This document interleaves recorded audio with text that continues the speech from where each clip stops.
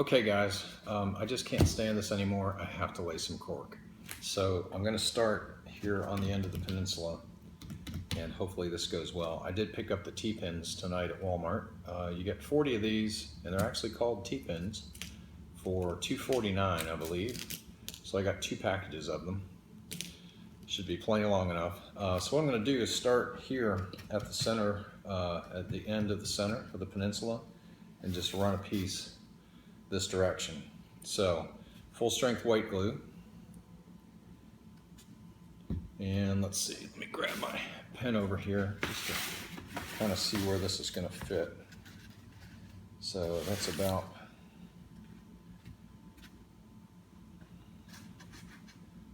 where it needs to be. And again, I had this marked already on the outside here, so I'm just going to go ahead and start with this because it's been too dang long. All right, so let's take some white glue.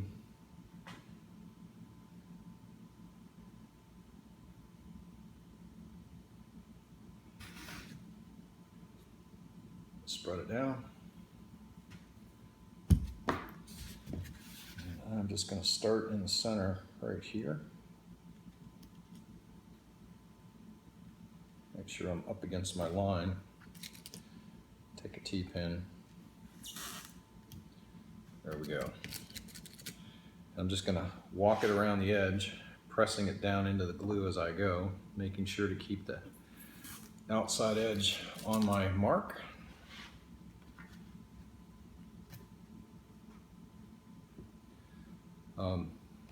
There are several methods for attaching roadbed. You can use adhesive caulk, you can use white glue, you can use silicone, pretty much whatever your heart desires and whatever you want to use. I like to use white glue only because if I ever need to take it up or move it, it will release. And I think I showed on the other layout I had when I was tearing it down, I had some cork roadbed there that I wanted to remove, and what I did there is I just took a wet rag and soaked it and laid it on top of the cork, and it eventually loosened up. So I'm going to use like 40 T-pins in this one section. This is a little tight coming around here, so I want to make sure that I get it on the line accurately. Need a little bit of glue down here. Apologize if I have left the picture.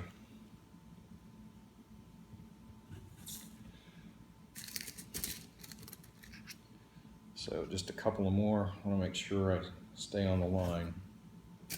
And this is the tightest radius on my layout. I think I mentioned that in one of my previous videos.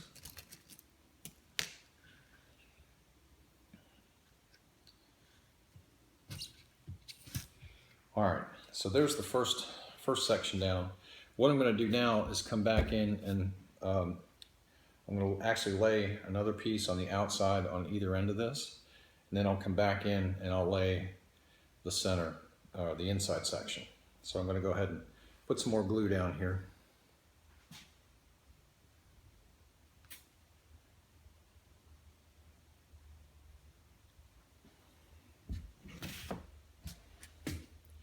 Let me adjust the camera.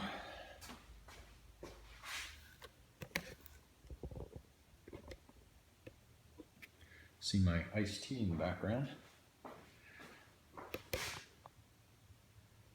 Let's see, let's make sure we get it kind of full shot.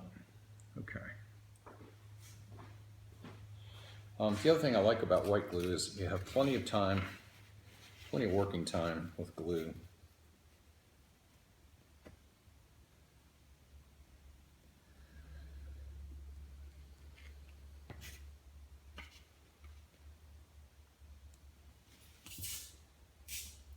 Obviously, when you butt the edges up, you want to make sure that they are correct.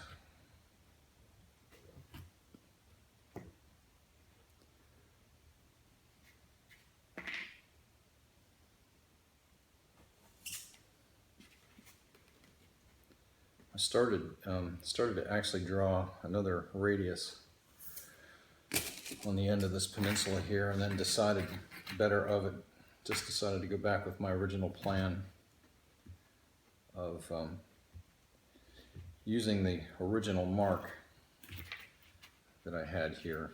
When I got the new radius, which I was trying to draw tonight on there, it just wasn't going to work out right. So I guess in this case, first time is the charm.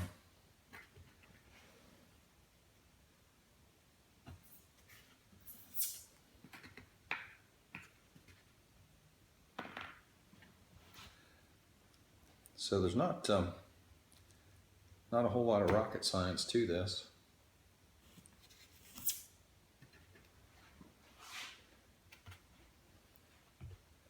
The thing about the glue is that it does flatten out pretty well if you kind of leave it in a bead and then just go ahead and push the cork into it.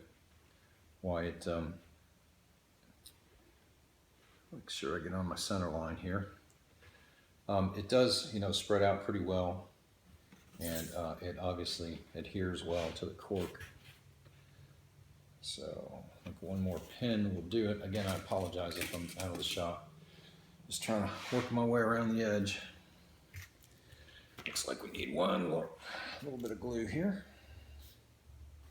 All right, let's try this again. There's nothing special about this glue. I told you I got it at the dollar store. You get a case of 2 or 3 for $1. And it's the normal size school glue. It's something, I can't read what the size is. It looks like it's 4 ounces. So, pretty good deal for that price. All right, so I'm gonna take, let me swap the camera around here, and we'll get this edge next. There's also various theories about splitting cork. Obviously it's pre-split. What I like to do is take it and fold it, and then take my hobby knife, and then from the back side just run it down the crease and split it. It does leave some cork crumbs. But once you get the cork down and it's attached, you can come back with a piece of sandpaper and take that sharp edge off.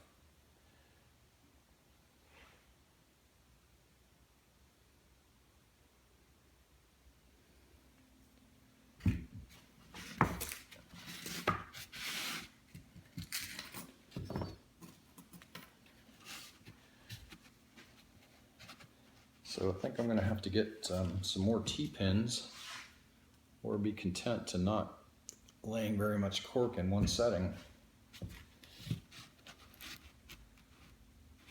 Okay.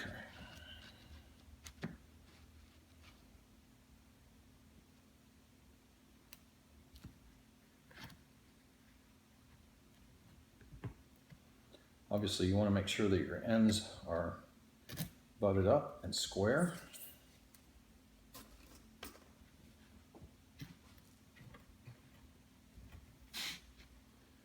And it's better to use T-pins every couple of inches so that you keep the radius true.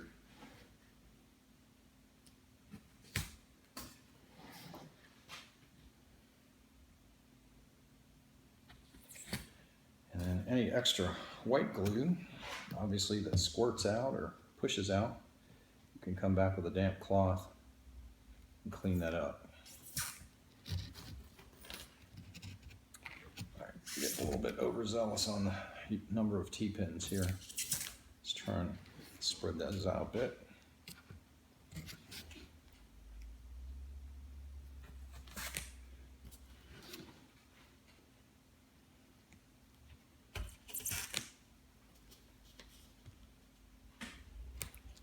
I think I may be out of the shot here, just coming around the corner. Let me let's go ahead and rotate the camera.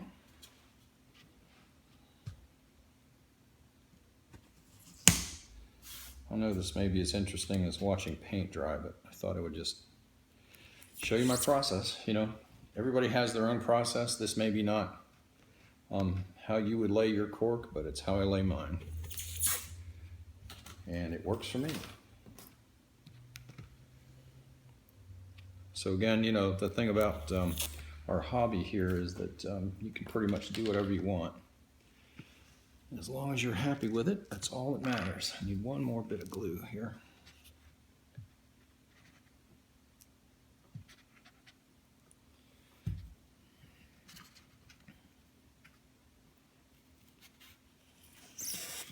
All right, so that's 3 sections. I'll rotate the camera again. I need to get one of those cameras that follows you. I don't know if you guys have seen those or not. They look pretty cool.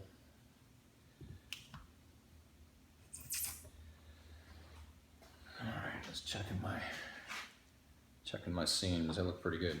Okay, so what I try and do is not to ever have any seams that butt up against one another. So my first section of cork, the seams are here and here, so I'm going to start the inside piece in the middle here. So I get a nice, at least a half section overlap.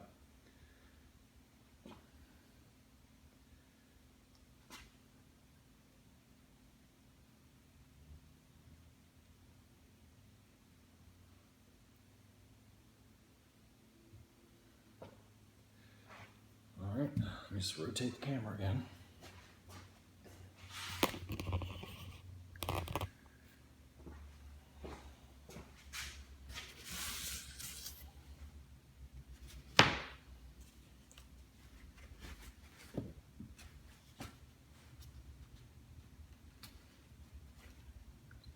So this inside section is very easy because you obviously just butt it up against the outside and pin it.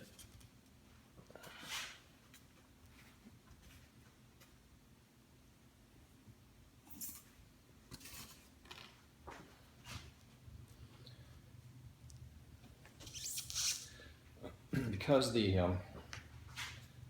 outside is already there, you can actually, as long as you're careful about butting it up, you can use fewer T-pins on the inside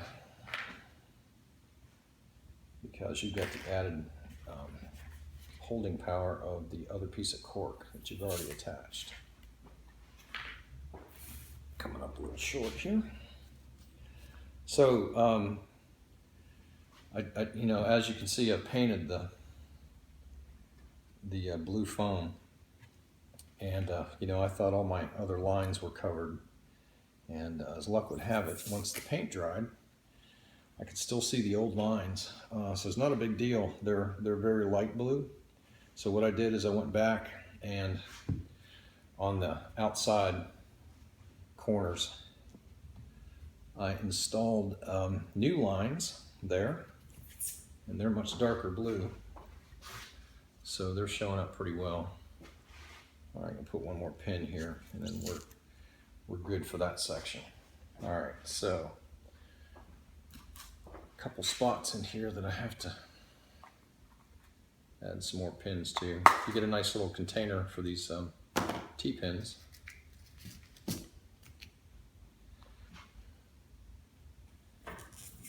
And obviously you don't want to have any gaps, so between your cork sections.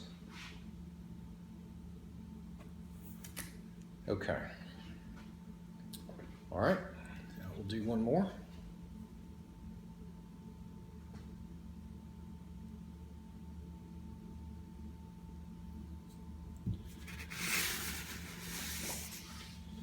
And again, creasing the cork.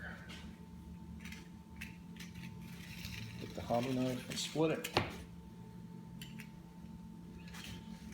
Split it without slicing your finger open.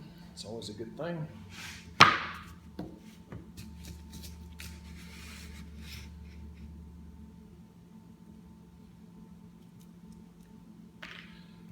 little bit more right here.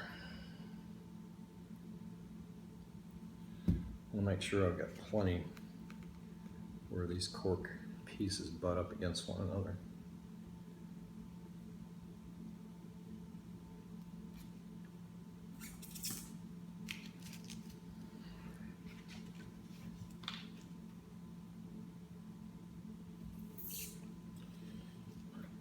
adjust the camera. I think I must have said that 100 times. Let's put it over here.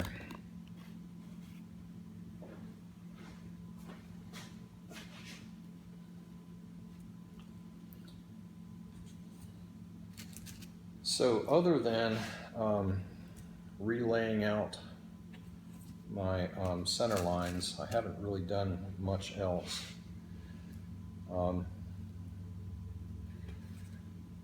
You know, so I think what, you know, while I'm doing this, I'll talk about what my plan is. I'm going to go ahead and lay the cork at the corners. And I'm not going to lay any cork on the straight sections yet because I'm going to be using cork sheet for a lot of that area. I do have plenty of cork roadbed, but I don't want to waste it, obviously. Let's see, I need a touch more glue.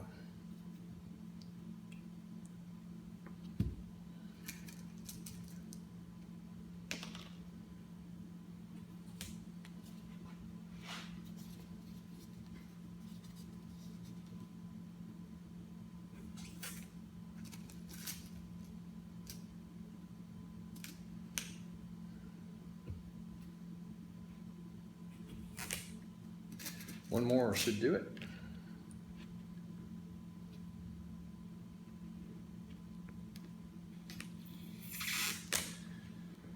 Okay, so there you have it.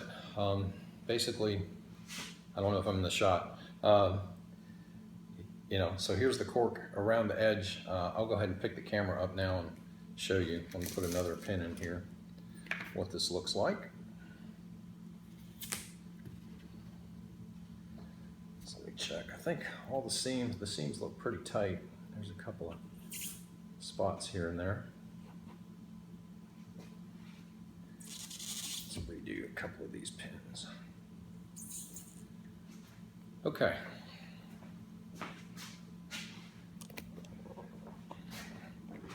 So here's the first edge, and I'll take a damp cloth and clean up this glue that's oozed out here. But anyway, you can see it's fairly easy. Anything that comes up through, you can just take your finger and push it in there. So that's the first section of roadbed. Finally, I never thought I would get to this spot. Okay, so I think that's it for the night. I've only got a few T-pins left. I may go in and lay another section of cork over here on this side. This over here has sort of an S-curve to it. Let me just adjust the camera. So you can see the center line here does kind of an S to it. So, and I'm not real sure about where these lines are going to be now that I've redrawn the radius at the edge. What I decided to do was keep the outside of the main lines 3 inches from the table, the edge of the table, and down there I think I had only a 2-inch distance because I thought I had to compensate for that corner where I added the triangle. So I've taken care of that now, and I've got plenty of room. So I've moved the main lines further away from the edge of the table down there, and when I bring this main line up here, it looks like it's about splitting these two. So this line here is going to have to come over about 1 inch. So I'll have to adjust this S-curve here. Is what I was trying to say. I got to adjust the S-curve depending upon where the main line hits. And the one I have drawn is actually the replacement for this. So I'm probably not going to do anything else on the outside. I will probably redraw the main and then come back in and put the cork down on the inside of this. In talking with Derek, and I think I mentioned this, Derek Glass, those of you who are not subscribers, his railroad channel is escaping my mind at the moment. It is Keystone Central. Sorry, Derek. Keystone Central. And he has another channel, DG Model Works, where he shows weathering and you know, other types of modeling, model cars and such. But so if you're not a subscriber of Derek's, please do that. He's a really accomplished modeler, and I think you would find a lot of his videos interesting. But as I was about to say, Derek and I talked the other night, and he uses on the curves, he uses a 2.5-inch center line from the inside to the outside. So I only had a 2-inch in there. I think 2.5 is better. Again, I had some of those long cars and I don't want them to whack against one another. So I don't also want to ramble, so I'm going to call it a night, and hopefully I won't be able to do any updates next week at all. I've got some other commitments that are going to prevent me from modeling, so it'll be probably the week of the 17th before I get back to this. So again, thanks for all of your comments and subscriptions and suggestions. I appreciate it, and we will see you soon. So one thing I forgot to mention, after I'm finished, I go down and make sure that the cork is in contact with the foam just by pressing it down. I had 1/2 sheet or 1/2 piece of cork, so I went ahead and laid it here on the approach to the bridge. Guess you can see that. Anyway, this is where the bridge is going to hit. And I think I mentioned the other night when I laid this in, I made sure that the bridge was even with the top of the cork, so the track can come right off of there onto the bridge. So this one piece of track here is going to be fairly close to where the original piece was. This one on this side of the bridge is probably going to be in just a bit, but you know, I think it's going to look all right. So I've got this one laid around to here, and that's going to do it for tonight because I've only got like 4 or 5 pins left, so I don't really have enough to do any more. So again, thanks for watching.